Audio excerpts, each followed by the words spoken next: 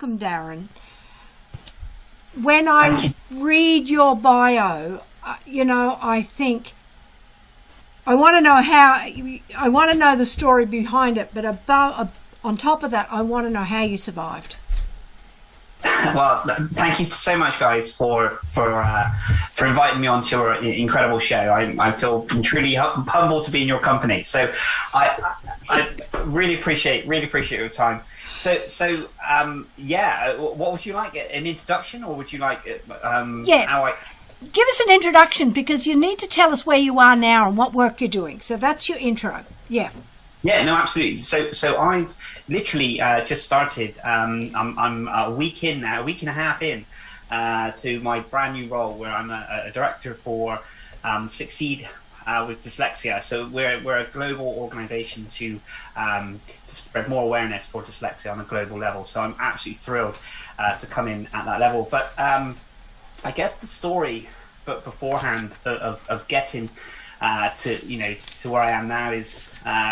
If we go back, kind of, I know you spoke about my kind of school. I used the word the unit purely because that was the terminology that was given to me. It was a terminology that was used in the sense of a unit, and how they would then deem children with the wording for a child back when I was in school, kind of in the 80s, was a troubled child, and I think that terminology is absolutely is horrific in that aspect, because no child is a troubled child. It's just not really understanding how to best kind of help that child. So I was deemed as the troubled child. I was deemed as someone who needed to go to the unit, almost pulled out of every single lesson that I deemed important. Maths, science, English, geography, technology. The only subjects I was allowed to attend was PE, which is physical education, and drama. So that's probably why I like to be on the stage and talk to so many people. But those were the core lessons of English and maths and everything else were kind of robbed from me in those aspects, and that was purely because when they were given, when you go to the secondary school, so high school for us, they would give you a set of exams. You'd have to sit those exams, and then you would deem which class that you're going to be sat in.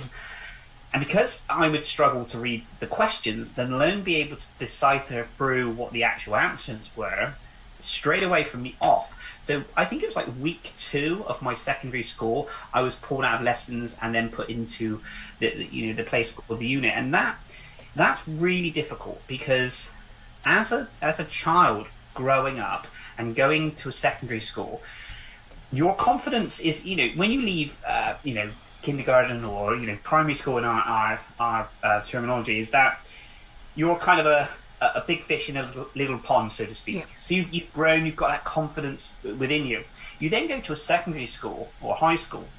Your confidence, you feel so small, and you just feel so sort of vulnerable in that sense. And all you want to do really is just fit in. You just want to be, you want to go underneath the radar, and you just want to fit in. Yeah. And what actually happened was, it was complete opposite. Because for me, whenever I would go into and have the register taken, to check everyone turned up to school, and then you'd go off to your lessons, all my friends and all my peers would go off to all their different lessons for the day, and I would walk across the school playing field, across into a thing called the unit. By yourself? By myself. I mean, there were a couple of other children in there, so it was probably about 4 or 5 of us, but that changed and fluctuated throughout the time, because the trouble is, I still got up every single morning. I was still confident that there was going to be some form of change. I'm quite a positive person in that sense. So I would go to school. I mean, I didn't miss school. I didn't pretend I was going and didn't go. I genuinely turned up every single day and went to school in the hope that I would be given something to occupy my mind.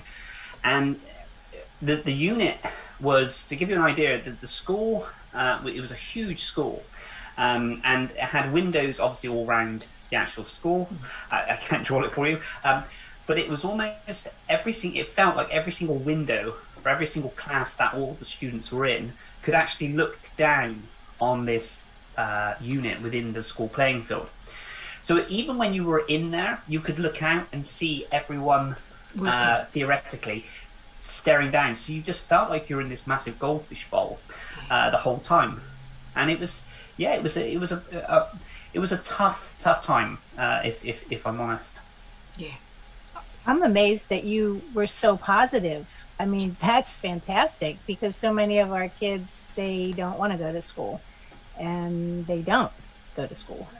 No, absolutely. And probably, you know, I look back, I mean, I'm 44 years of age now, so I probably look back on it, you know, there's probably some sort of past trauma that I've not kind of uncovered in those aspects, but genuinely, I love to learn. I love to meet people. I love to listen to people's stories. I just have this kind of urge to want to learn.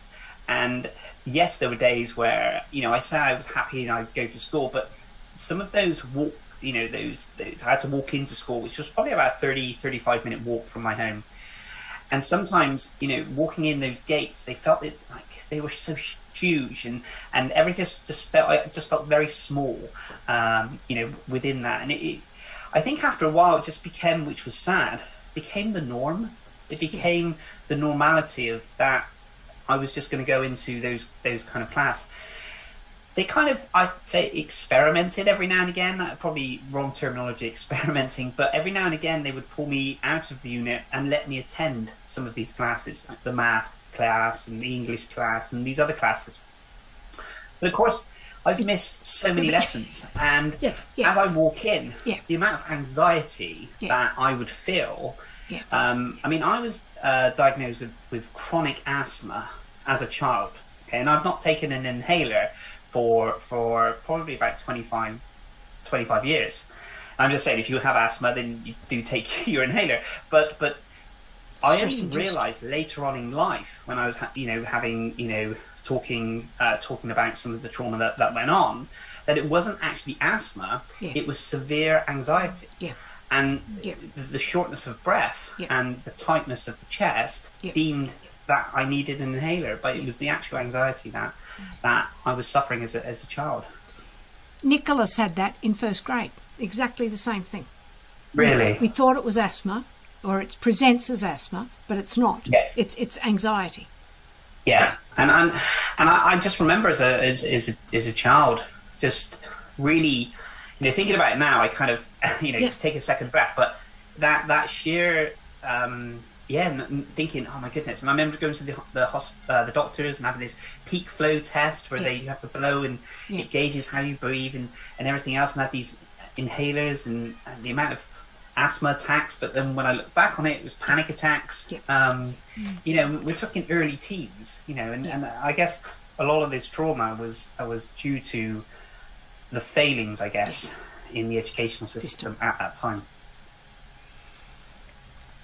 My mind just boggles, literally. What I suppose the positive, not the positive, but you managed, for some reason, you managed to survive. Yes. Because your story, I think, could have been my son Nicholas's story, because he just looked dumb. Sorry, that's the word terminology, and that's what they projected onto me. Your kid's not very smart. Yeah.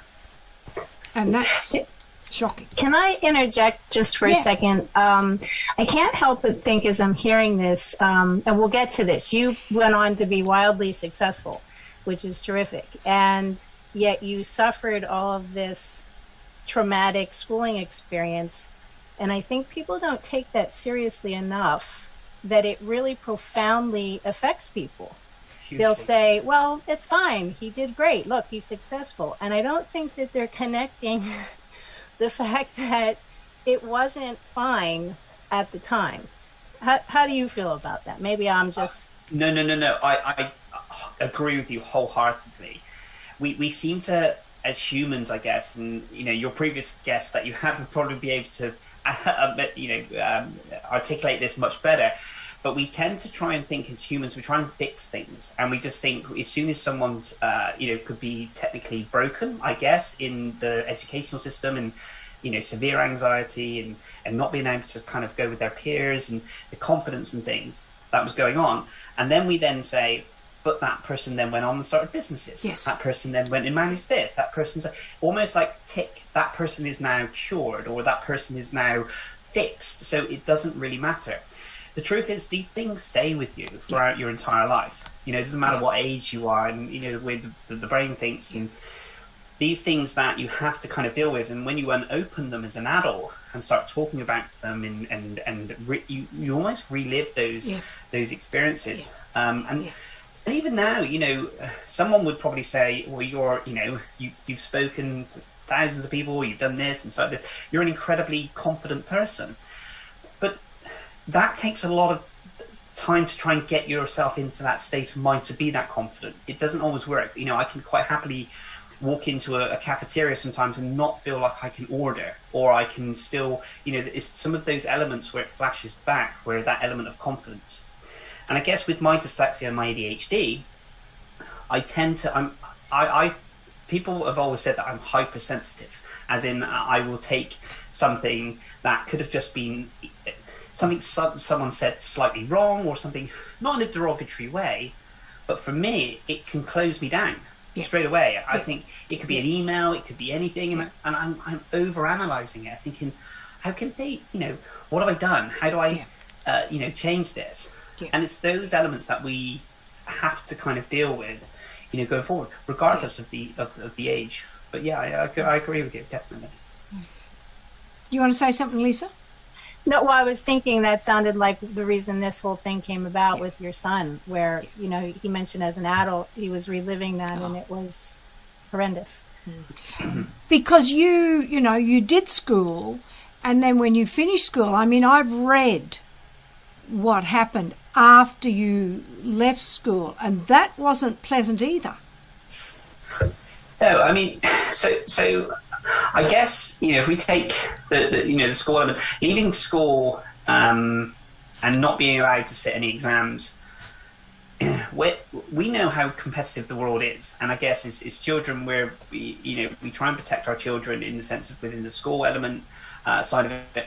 But the truth is, when you then leave that kind of school arena, so to speak, it becomes even more competitive in the workplace. Do you think how many tens of thousands of people across the world leave at the same time, all looking for different positions of jobs? I left school not really being able to read and write properly, because it just didn't come easy. So getting a job after school, when a lot of my friends were going off to college or sort of youth projects or anything else, and apprenticeships and jobs, for me, I had to kind of literally went from shop to shop to shop to shop to shop, trying to literally just encourage them to employ me, and I think I had 26 different application forms, because back then it was paper form, it wasn't everything was online. And I remember just riding around on my BMX, my bike, and just going into I went into fruit and veg shops, I went into banks, I went into funeral parlours, I went to florists, this wasn't a plan of this is the career that I wanted to do. This was any door that operated as a business, I was walking through and asking them if there was a position. And each time I would take the application form home, and my mum would help me write the application form out. But there was one thing that really stopped me from getting the interview. Now, on the application forms in the UK, there's always this top box, and it was always, no matter what application form it was a top box on the right hand side, and it was where you would put your qualifications. So they would ask, what did you get in English? And for us, it would be A, B, C, D, or E, or F, and then it's humanities, and so on and so on. Now, that box was always left blank. And there was a reason why it was left blank, because there was no qualifications to put in. So each time I would go in, I would ask to speak to the manager, take it home, get the application form, cycle back, go and hand it to the manager, and then I would wait for a phone call or something on, and nothing materialized. And it was, now I'm not encouraging people to lie in any way, shape or form, but for me, I then try and, being dyslexic, I try and look at things on a different angle. And it was that moment when I was going into a supermarket and I was applying for to push trolleys for 12 hours a week, so trolley collector, and which I absolutely loved. And I just remember walking in and looking at this application form, and just before I went in, it was like this moment where I just stared at that box, and something told me that that is the box that's stopping you from getting a job interview. So I then, before I went and dropped it in, I came back, I sat on the curb on the side of the road, and I got a pen out, and I thought, what grades would I have got if I would have taken some exams? And I'm not condoning saying that you should do this. So I started writing, well, I don't want to give myself a great grade, so I'll give myself a C. I don't want to be an A. I don't want to, anything to prove. But the thing is, I wrote down what grades I should have got, what I thought I could have got, took the application form in, and I got the interview, and I was able to get the position for 12 hours a week as a trolley collector. Now, it was never told that was the reason, but I know in my heart of hearts that doing something like that was stopping me. And the only reason it stopped me was because I didn't have the opportunity in school to put those grades in that box. So I guess it was just a little bit of forward thinking, I guess. I find it amazing that after all those trials that you didn't give up. I think that's fantastic. I have in my own family, and I see some of the clients that I know who struggle with writing, and I imagine them trying to fill out an application, and it looks like like a first grader is writing it, and the damage to your self-esteem, feeling like I can't do this, must be pretty great. But how did you not give up? So for me, the opportunity of growing up, I always wanted to work in a bank. Now, I knew that it was never going to happen. One, because I didn't have the qualifications, and two, to be perfectly honest, I probably would have struggled being in there.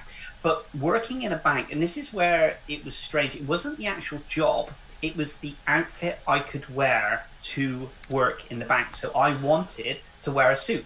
That's it. I just wanted to wear a suit with a tie, because looking back on it, if I wore a suit and a tie, I would be respected. I know this is crazy in some aspects, but as a leaving school, I thought I could have if I had that outfit on, then the world is my oyster.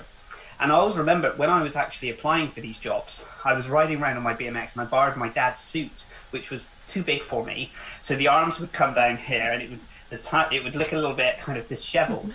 So I would walk into these places with this overgrown suit on, after getting off of a BMX and asking for an application form.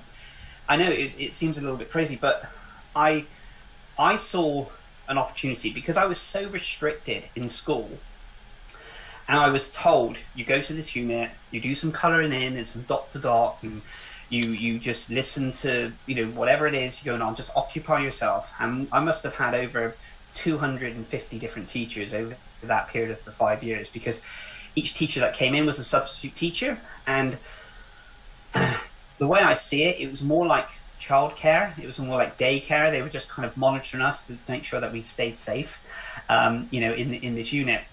So what enabled me to continue getting a position and a job is I saw it as an opportunity. I knew, I'm very goal driven in this sense. I knew that if one of those application forms took me to an interview, then I'd have the opportunity to have the interview. Once I had the opportunity to interview, I could then have an opportunity for a job. Then I can earn some money, and then I can progress. So I saw it as, I always have these kind of big goals in my head of what I want to achieve, but I always break them down really quite small. And then I guess it's sort of tunnel vision or hyper focus, so to speak. But it wasn't without trials and tribulations. It was those moments when you fill this application form, you get so excited, this opportunity, and nothing comes back.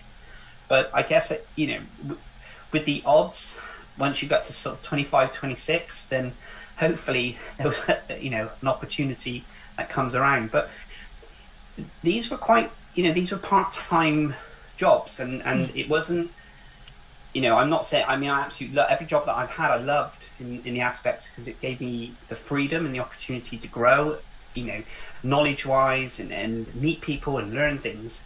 But it wasn't like a career. I wasn't trying to grab an apprenticeship job or a job with that kind of career side of it at that time.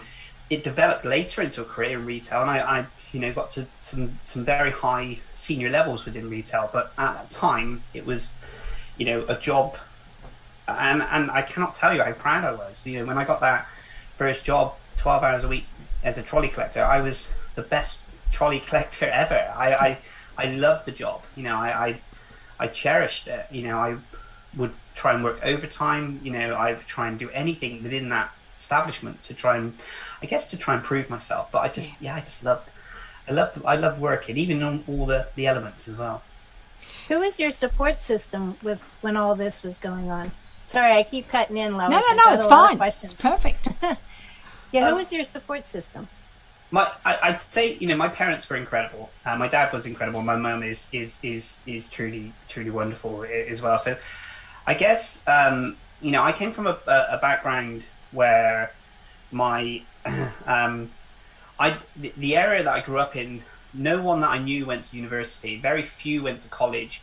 It was quite a deprived area. A lot of crime and a lot of things that actually happen. And my dad at the time, when I was about 13, he kind of left work and had to kind of give up work through kind of mental health and his actual health as well. So that was a real battle as well, to have to kind of almost care for your parent as well as they're caring for you, and then growing up and then going through all of everything else that was going. But I guess, what drove me as well was, wanting to kind of help my parents, but equally, the conversations I would have with them. But I never had any expectations for me. So, we could say, you want your child to, every parent wants their child to be happy and be safe and everything. And that's absolutely, you want to kind of protect. And then you have these aspirations. I guess some people have these aspirations of, well, I think you should go to college, I think you should go to university, I think you should get this job. But you say it from a place of love and care. And it wasn't because my parents didn't love and care for me. They did in abundance. But there was never any expectations of, you need to go to college, you need to do this, you need to do this. So I took that upon myself to put the expectations on me, which looking back on it, I guess was quite heavy. I burdened those things on my shoulders, and because I was continuously being told you can't do that and you can't do this from the school system, I built up this kind of resilience of, I guess, an unhealthy one, some aspects of saying, I'll prove you wrong, because ultimately you just need to prove to yourself and have that ability. But I guess that kind of drove me. But so I guess I didn't really have any one to kind of look up to, so to speak. We'd say, who do you aspire to be? I guess I just wanted to just kind of help and do my bit, I guess. Wow. I hope that answers your question. Yeah. Lisa and I come to this topic from two different viewpoints, because I come from the teaching viewpoint and she comes from the mental health viewpoint, as working with adults. So we ask different questions, and I know when you left school, even getting that job came with a lot of mental health issues for you. Yeah, I think we're better now in there's still huge amounts of work to do to help and support someone with, let's just say, with dyslexia. I didn't know I had dyslexia and ADHD until the age of 36. Yeah. So, everything that I'd done was undiagnosed, and so even I didn't know how to help myself or how to have the tools to be able to assist me. Yeah. I just felt that the school system thought I was not able to do those things. So when I started working my way up the ladder, so to speak, within the corporate jobs, it became a real struggle. And it was just simple things that, well, when I say simple things, it was things that I would have to overanalyze and work on, and probably spend 2-3 hours when someone can do it in sort of 10-15 minutes. And that brought a lot of stress and anxiety, because you ultimately always feel judged. You always feel that you're not going to be able to achieve what you're effectively being paid for. So there was for me, I guess growing up in the area that I grew in, I mean, going back to the area, there was a lot of crime. We were broken into countless amounts of times, and different cars being stolen and things, and there was a lot of crime in the area. So I guess there was a lot of trauma in that, and obviously the school. So when you go out into the workplace, you take a lot of baggage with you. Yeah. So there was quite a lot of mental health kind of struggles, and I think sometimes I would work for a job, and I would work so hard to get the position above me. And what I realized is that sometimes the position that I was doing, I was struggling with. So in my head, I thought if I worked really hard and got a promotion, then I wouldn't have to worry about these jobs anymore. But what happened was, once I then got the promotion, I was doing those jobs, and then something else, and then something else, and then something else. So I was almost build blocking all of these struggles, and it was just, it completely, at one point, completely burnt me out. To those stages. And I've learned now to manage it in so many different ways. But it is, I guess, when I say burnt out, I mean literally my brain felt like it was on fire. It was just frazzled and exhausted, and just I couldn't, really lethargic, and when that happens, your confidence then drops as well. And then when you've then got to a point where you've got quite a big role, so to speak, in a job, and you've got that pressure of you thinking, well, actually I need to deliver to prove that I'm right for this position, that can cause a lot of strain on the body, so to speak. I think it's important for everybody to hear that. I mean, I think that's important for anyone, whether you're dyslexic or not, but especially people that are growing up in a school system that's not really geared towards them, and the damage that does to then get into the workplace and be able to manage that. At what point then, and I've watched some of your other interviews, I love them, by the way, and you mentioned that there was a woman you were watching on television, and she mentioned some of the similar characteristics that... Yeah. Can you tell us a little bit about that? Absolutely. So prior to me having that was a story around how I actually found out I was dyslexic. So prior to that, I managed to hold. I worked up the ladder, so to speak, and managed to get to a very senior position within retail. And I was being paid, a great sum of money, and I was responsible for a very, very large turnover and a very large operation, which to this day I'm proud of what I've done. Then I kind of left that, and then I set up my a couple of different businesses. But it was very early on that I was doing my own business, and I was watching this news broadcast that we have in the UK. Just to say a news broadcast, and it's almost like 15-20 minute slot, and within that they talk about the things that are going on in the local area. And I was working on my laptop, beavering away, so to speak, and had the TV on in the background, and I heard this interview, and it was a lady being interviewed about her floristry business. And it was one of those moments when you just meant to hear this talk. And she was asking about her business and entrepreneurship, and I was thinking, I guess I'm an entrepreneur. I must, So I was kind of listening while doing something else. And then she said, why did you set this business up? And she said, I set floristry up because I said I struggled at the start because I'm dyslexic. I can't tell you how to spell some of the bouquets of flowers, but I can tell you in color, and I can tell you what they look like, and just by the smell I can do this. But please don't ask me to write out what the bouquets have in there because of my dyslexia. And she kept using this word dyslexia, and I didn't realize till afterwards that the actual whole documentary, the whole broadcast, was around her dyslexia. So they started asking about her business and some of the struggles that she has, and some of the kind of things that how she kind of manages her dyslexia.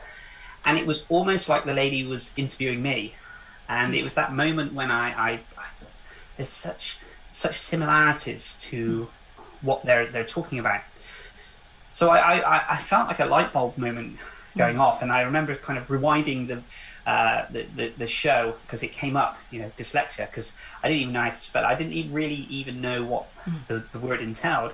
So I went onto Google once I found out how to kind of spell dyslexia, and then that kind of changed my world, really, my perspective on things. And I checked out the BDA, the British Dyslexia Association, and I went on a kind of a bit of a journey, I guess, of just trying to find out what this was. And then that led me to getting a test for dyslexia, which then led to almost, quite a bit of time afterwards, then being diagnosed with dyslexia, and then later on ADHD.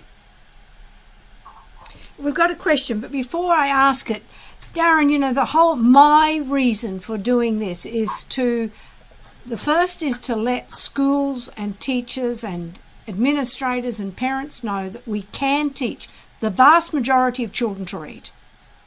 That's number one. And that when you get shoved to the side, damage is done. And yes. You can hear it. I get and why do we just shove people off? Because what happened to you in the 1980s is still happening in the 2020s. Yeah. Not acceptable. Okay, so now why did I say that? That's my reason for doing it. And Chris's question is, what advice do you have for struggling students? The biggest thing I could say is communication. Okay, and I think you touched on it just now about having your support bubble around you and having people who can listen. The thing I wish I would have done, which I do now, I'm very open in the sense if I need to learn something or if I'm struggling, then I talk. And even when we were doing work with organisations, a few years ago, we set up this thing called like coffee mornings, but it was almost like start conversation. And I'm a massive advocate of having those conversations because we don't know what we need sometimes. We can struggle with things. We can see things differently. We know with dyslexia, it's on such a vast scale that my dyslexia is different to someone else's dyslexia. So we can't just pigeonhole. We can't just say, okay, so such and such has dyslexia. They have dyslexia. Yeah. Why don't you two talk? Then everything's sorted. Having just a conversation at home or with a friend or with a teacher or someone that you can just confide in, and it can just start with just such small little things going, I'm struggling with this, or I see the words differently, and that tiny little conversation then leads. We're not saying that from the off you need to start saying, oh, I've read this and I have this article and you now need to read this book, you need to watch this video. That will come. If you have dyslexia, you have dyslexia, and it's a journey. I'm still learning about my dyslexia now. I was diagnosed at 36. I'm 45 this year. I'm still learning best ways to kind of help and deal with my dyslexia. But it all starts literally just by having those small little conversations, because then it opens up to bigger conversations, and then you can have some of the support, to help. And the first person you probably speak to probably has never even heard of the word dyslexia, and that's okay. But just by you talking about it opens you up to then start speaking to other people and other people. We're not saying you have to go straight off and have a test and speak to this and read a book and everything else. Just start small. Just speak to your, people at home, brothers, sisters, friends, whoever it is.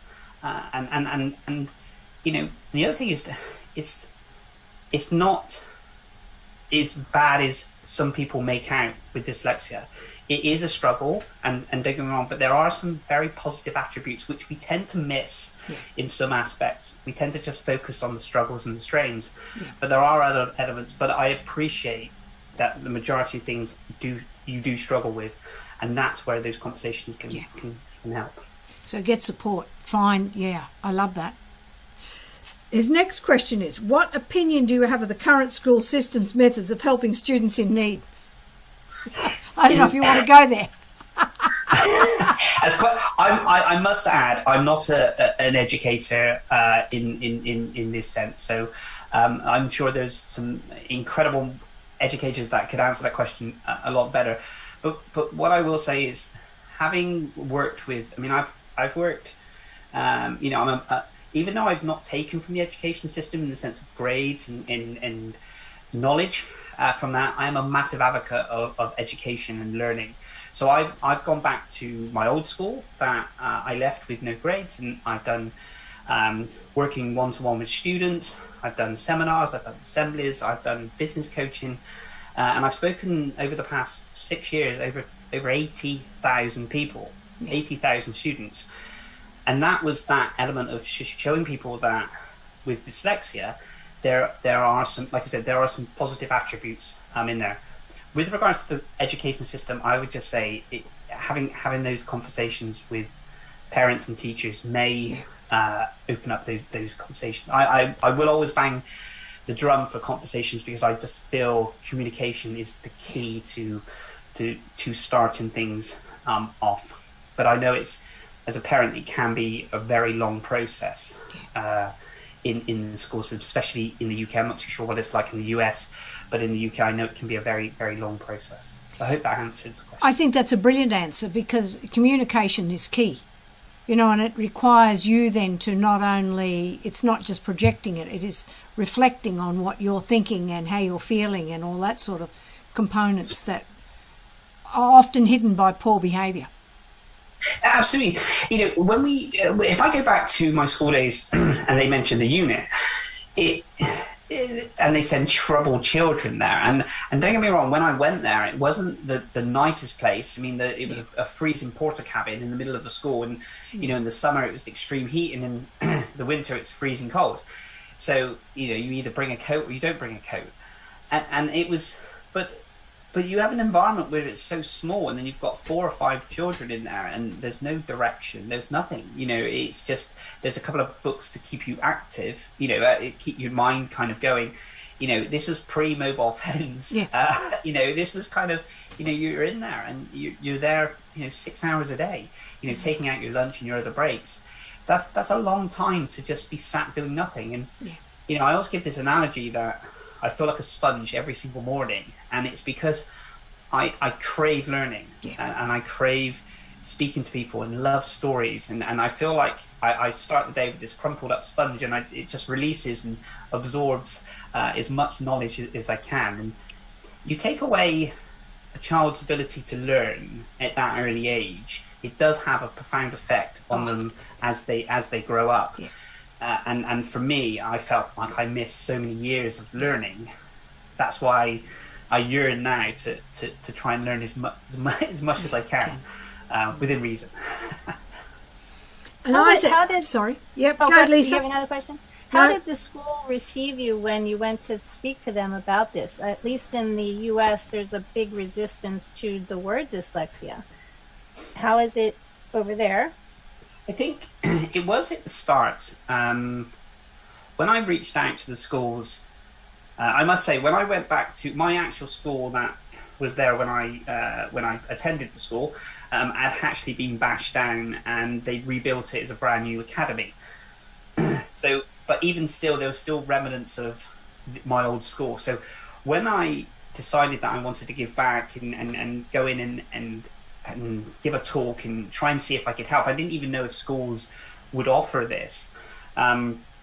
Walking in and walking back into the gates of the school that you left with zero confidence and no qualifications, going in, I felt like a school child again. You know, I had to go to the desk reception, I had to call for the headmaster who came out, and my body just, I felt it kind of go down and sort of inward, and I was almost kind of like this. So I walking up to the gates quite confident. As soon as I saw the gates and walked in, I felt, you know, a little bit kind of, you know, because it was that element of the school, it was my old school.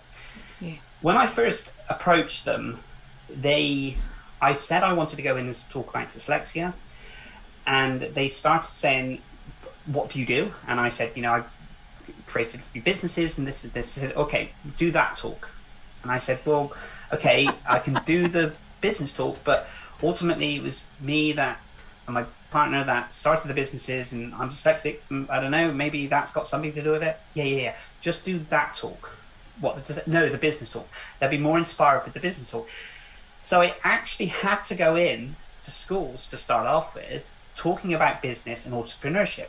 Yet I would always put a little twist and say, I just want you to know that I'm dyslexic as well, so I'm a dyslexic business owner. And I actually got pulled up a couple of times in schools very early on, saying, why did you mention the dyslexia? And I said, well, because I am. That's part of me. And then I think it was because they didn't really understand what was going on. They didn't really know how it would not benefit the students, but didn't really understand what angle I was coming in at. When I got more confident about it, I would either refuse to do the talk, and normally when I refused, they would kind of want you more in that sense. And because I didn't want to let the students down, I continued doing it, but then I would go in on the pretenses that I would be talking about business entrepreneurship, and then I would do the talk on business entrepreneurship and dyslexia. It then, I guess it was that little bit of cheekiness in there, but in all fairness, it was something, I was sharing a message and I was helping, and it was, by the end of it, it was perceived really, really well, and it helped. But that was the same when I moved on to start doing business shows. So when I'd be booked as a speaker to do a business show in London, in Manchester, in Birmingham. When they would reach out to me, they say, "Can you do a business talk about this and this?" And I say, "Yeah. But I also would like to talk about dyslexia." "Oh, no. We don't want you to do that. We want you to do this." And this probably like 6 years ago. So again, I had to go through the same process, and then it was a case of, it's now, if you look, in the UK, there's loads of people talking. We're blessed in the sense of how many people talk about dyslexia in the UK and doing business talks around us. But we're talking like 6, 7, 8 years ago.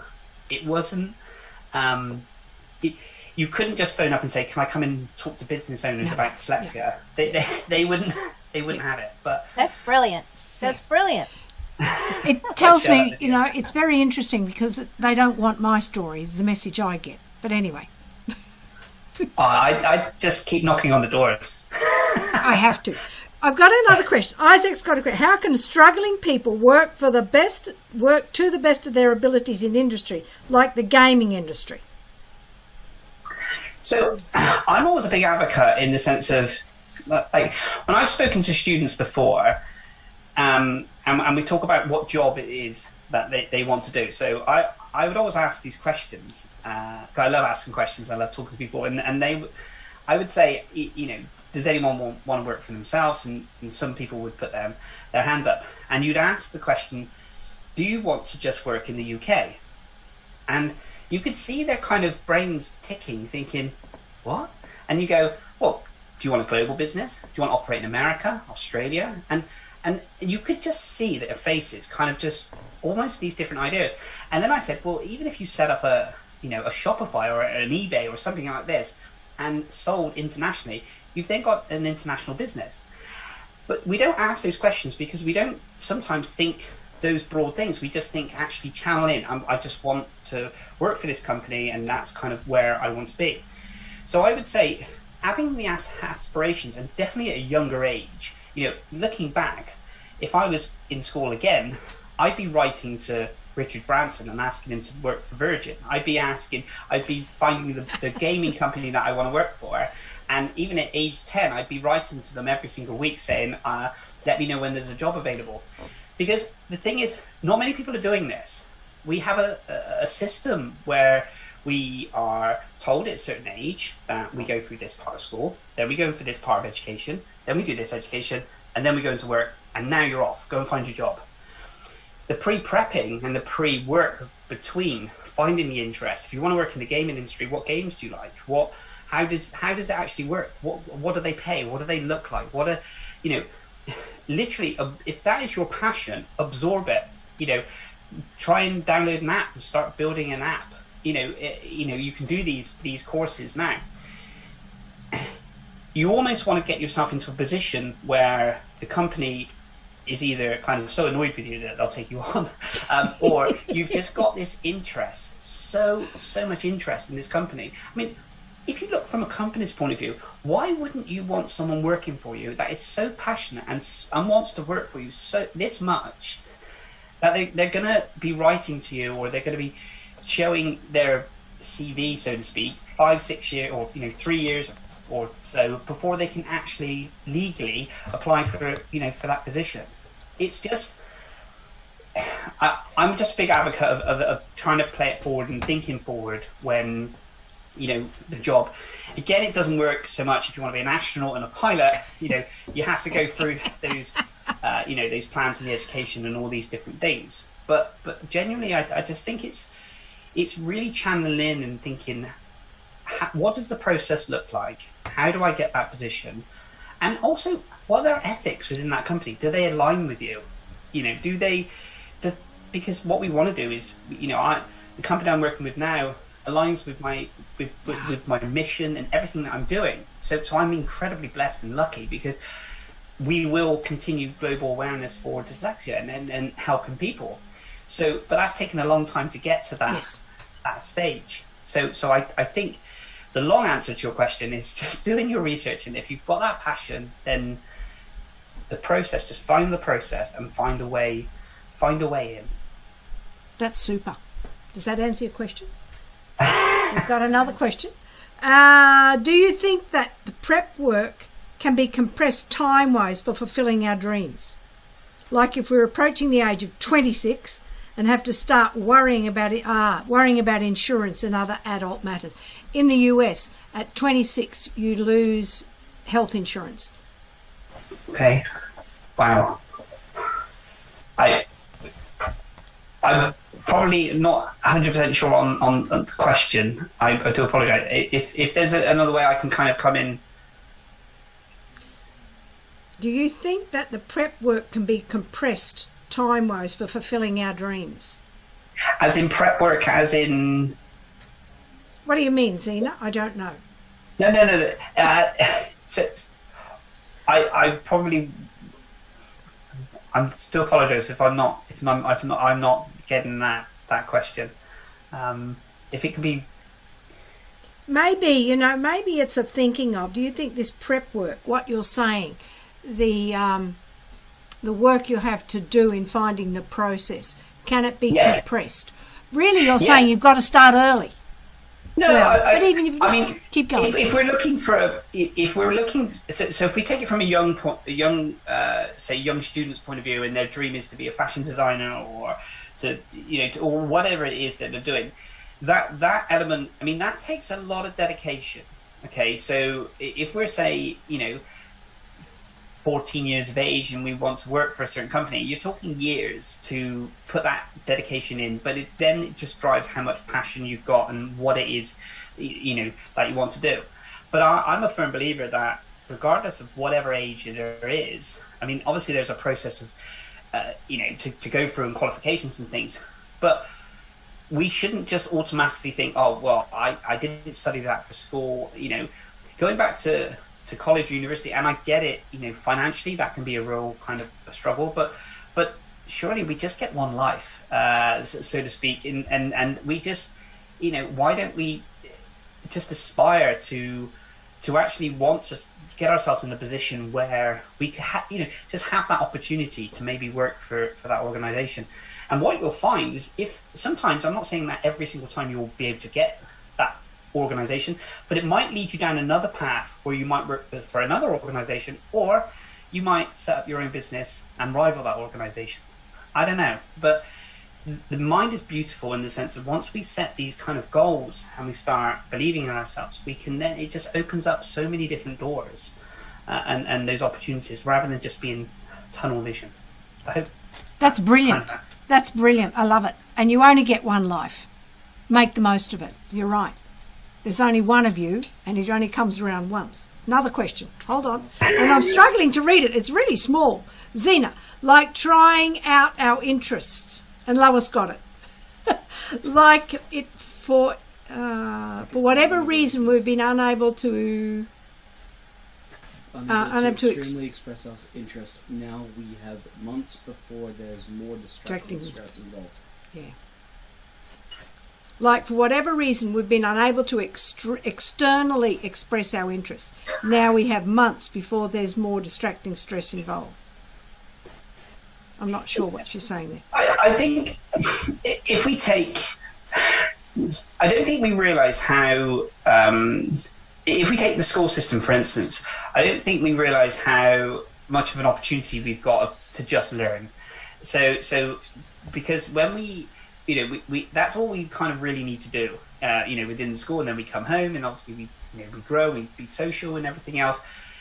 But I get it. If you're then kind of more of a mature student or an adult student, or you're going back, there are stresses and strains, and there are pressures, because if you've got children, you've got you have to have a job and then study, and these can affect your the finances, but also can affect your mental health as well, and the struggles. And I firmly believe it's just, sometimes it's easy, for me to just say, oh, well, if you've got a goal and work to it, but it's being realistic and setting yourself parameters of what you can physically achieve within that time. If you have a young family and you've got bills to pay and everything, we're not saying quit your job and go off and do this. But when we're also not saying that you need to complete this course in 6 months or a year. It could be a case of, well, actually, it could be a 2-year course or a 3-year course. It's something to kind of just continuously work towards, because within those things that you're doing, in those learnings and the education or whatever it is you're trying to do, what you don't realize is it's not just always about the books you're learning and the knowledge. It's the confidence, and it's so many other things that is giving you that ability. You will naturally push your shoulders out and be a little bit more confident. You will have more knowledge to bring to the table when you're speaking to people. You will naturally feel more confident to do these other things, because you're invested in yourself and your learning, or whatever it is that you're doing. And it's there's so many different things that it affects, and we don't, we just think it's a one thing. I need to learn, get the qualifications, I get a job. But there's so much more facets to it. You're right, and it's not just about the grades, it's what you're learning along the way. Absolutely. And the goal, I always believe it's not the destination, it's the journey.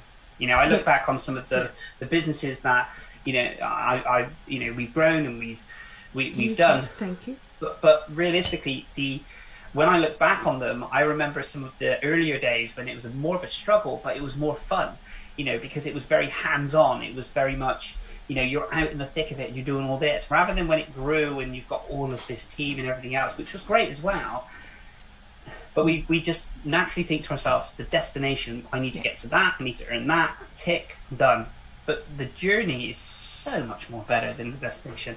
Unless you're going to, the Maldives or something, then the destination is definitely better than the plane journey. But genuinely, we as adults, we forget to have fun, and we don't tend to live in the moment. And yes, we tend to always think, when I can get that, or what I can do. And it's hard to switch between, I know, but some of those elements the destination can be a lot of fun as well as the journey. Darren, is it fair to say that we shouldn't fear failure and enjoy the ride? I think failure it has I'd love to have. Yeah, you're absolutely. I'd love to hear your previous guests' thoughts on this and thoughts on fear, because as humans, I guess. Is it the fact that we fear failure, or we fear other people's views and opinions on our own failings? That would be an interesting concept, because if we, I've succeeded in loads of stuff and I've failed in loads of stuff, but sometimes the failures outweigh some of the successes, because I feel, why did I fail at that? Why did what do people think of me? And am I not very good at this? But I love the fact that I've failed at quite a lot of things, because I've learned so much from it. Don't get me wrong, I don't like failing every single day, but genuinely, if you failed at something, then at least you've given it a try, and you've put yourself out there, and that's one of the hardest things to do. It really is a tough it's a tough situation sometimes to get yourself out of that comfort zone. I remember when I started doing the interviews, the neurodiversity stories, and that was on a LinkedIn Live. Purely, I applied to have LinkedIn Live, and I got it, about a year ago, and I was sitting on it, and I was thinking, what can I do with it? Yeah. And I haven't done many live broadcasts before that. In fact, I think I'd done one Instagram Live. That was it. So I put this show together really quite quickly. I got someone to be interviewed, and I hit that live button. And if you ever watched the first episode, I'm like talking like this, because I'm so nervous, because I'm trying to push all these buttons and words are moving around the screen and things. But 30 shows in, as in what we've done, what I've done, I'm really proud of that. Yeah. But the fear of, is anyone going to watch it? Is anyone going to do this? What happens if a troll comes up? Or what happens if this happens? Or what, if there's a technical error? And all those things that was buzzing around my mind, I'm proud of what we created and the stories we can now share continuously to all these people. That's just one little thing, but I think if you can have something that you've either failed or you feel a little bit fearful from, then at least you've gone on a bit of a journey. Cool. Zena has in, I've heard that we fear success, that we fear both success and failure, and I feel it leads to stagnation for so many people. She says, I hope people watch this. I think it's a funny thing, isn't it? Success and where we lie, to want to achieve something, and then what do we do afterwards? I look at some of these, multi-billionaires like Elon Musk and Richard Branson and the Amazon chap, Jeff Bezos. And there are other entrepreneurs available for it, but generally their successes, you're talking of success business-wise at a level which we can't even profound. It's just insane, But there comes a point where, when is enough, and what do they do then to get that kind of achievement?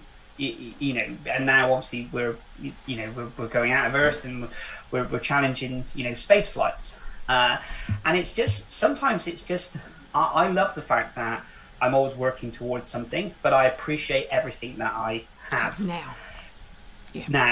And I'm not saying that you can't have aspirations to that kind of level, but sometimes I think success, it can just you can always have that hunger of wanting more and more and more, and it works for some people and other people.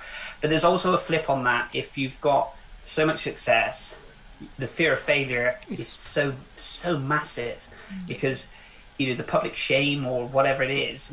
It's not, if one of those business people lost something now, all the press would probably be talking about their failures, but what they've done and they've achieved. And I think sometimes that kind of happens, and it does get led by fear. Lisa, do you want to say anything? Because I've got to say thank you to Zena and Chris and Isaac for all their comments and all that and being part of this show, because they are fantastic, and I really appreciate it. Lisa, what have you got to say? Yeah, and where do you find us? This was excellent. I took away so many interesting things, and I really thank you for talking with us. I can relate on a lot of different levels with a lot that you said. So thanks for your time. Your story's fantastic. And where can we find you? Because I'd like to see some more too. Yeah, so if you just go on to, the best thing to do is find me on LinkedIn. So it's Darren Clarke, and then there's a little globe emoji next to the name Darren Clarke. So Darren Clarke without an E.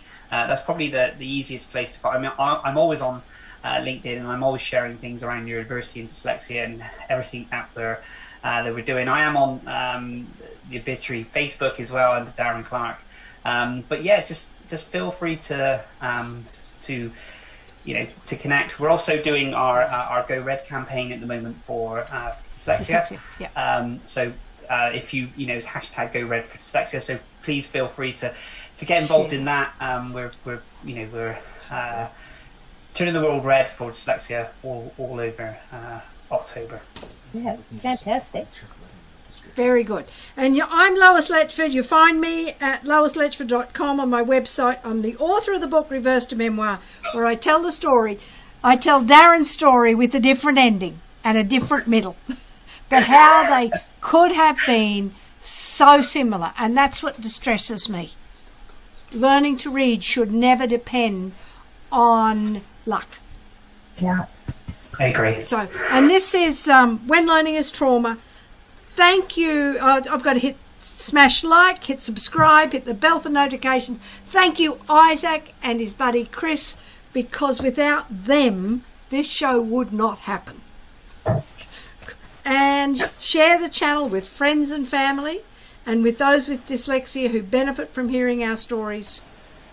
Anything else? Find our links. My book is available on Amazon. Audiobook is available. Where can what? I can't read that. On your website, you can find your book and your Lessons. yeah. You'll find books and poems on my website and lessons. Anything else? That's it. We've said where can we find Lisa? We know Lisa's on Facebook. I am on LinkedIn, but I'm not on it a lot. I'll have to get on there more, and also Instagram, but I don't remember my password, so there's that. and YouTube on Monday afternoon with Lois. And I just appreciate having Lisa as a buddy, because Darren, I couldn't have done this on my own. And having Lisa is fantastic. You know, we can share ideas, resources, and all the rest of it. So thank you very much. Do you have an Instagram account, I'm being asked, and Twitter? Yeah, I do. Instagram is Darren Clarke. I think it's Darren Clarke Neurodiversity. In fact, it is. It's good. Darren_Clarke_. Because I looked for it today and didn't find it. And neurodiversity. Fantastic. It's about it. Okay. We'll find it. And you click through and then you'll be turning up. Lovely. Thank you. And next week, where's my next week's list? Next week we're speaking to Jean Barlow also from the UK, and she is she's a tutor. Now where have I lost my list? Anyway, can't find it. Lost it. Thank you. We'll talk to you next week. Join us. We have a few more in this season, and then we'll close up in November. Thank you so much, Darren, for your time and for being with us and for sharing our story.